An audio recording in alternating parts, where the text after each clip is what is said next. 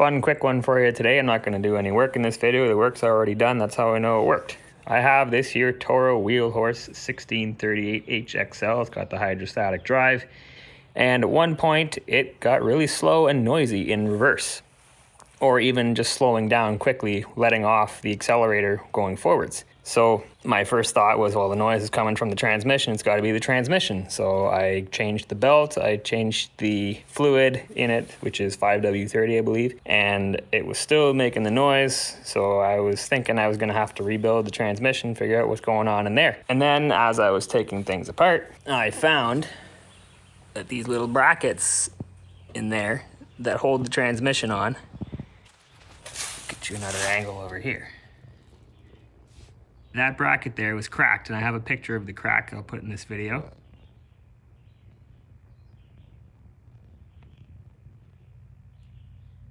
It was cracked on the whole front half where the bend is, and I guess somehow that was causing it to flex enough that it would loosen tension off the belt, and that's what my horrible noise was. That was causing the belt to slip off. It happened 2 or 3 times.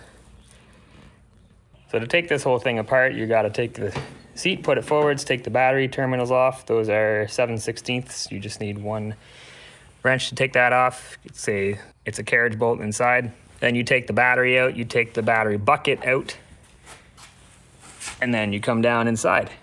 That's a 10mm bolt on the fan to take off. I recommend using an impact driver for that so that you don't have to fight the rotation of the transmission as you're taking it out. And then if your belt is still on somehow, mine was not really, it was stuck in the fan. You can see all the marks on the fan from the tensioners hitting it. You gotta take that little tensioner off there. That is a 1/2" bolt that you wanna turn counterclockwise to loosen the guides off. The correct spacing between the pulley and the guide is 1/8 inch according to the service manual. This guide is built into the transmission. On the other side, we have a guide that's built into the frame.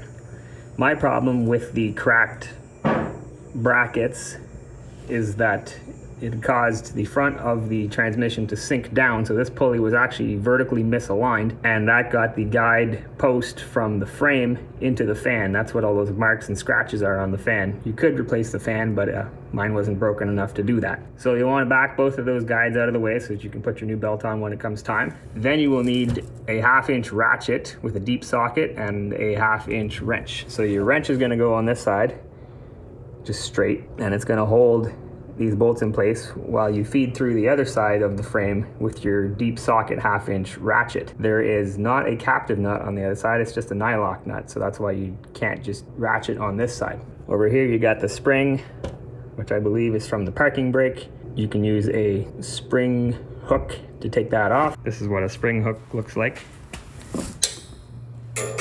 Just hook it on in there, get a good grip on it so it doesn't come flying out in your eyeballs, and just pull it off. I believe that is also a 1/2" bolt. On the other side, it gets a little more complicated. On the left side, we have the raise and lower mechanism for the whole deck. So you have to take the tension off of that to get it unbolted. So here's how I did that. I took some blocks and I put them under the back of the mower deck here. And then I took this and I lowered it down enough that this was moving freely because the weight of the deck was held up by the blocks.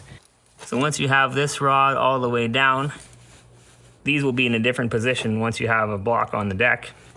You'll be able to pull this cotter pin out, pull the washer off, push this shaft through, feed that out, and then you have the entire raise and lower mechanism arm loose.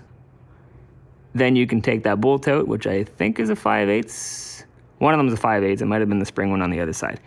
But once you have that off, that's your third one on the chassis side. And then it's the 1/2" on the top and bottom for the transmission on both sides. And then you have your transmission brackets free. I just got my buddy to weld them up and paint them, but you can do that or you can buy new ones. I'll put the part number in the video. So yeah, you might not have a problem with your transmission. It might just be the brackets holding the transmission on to the mower. Hope that helped.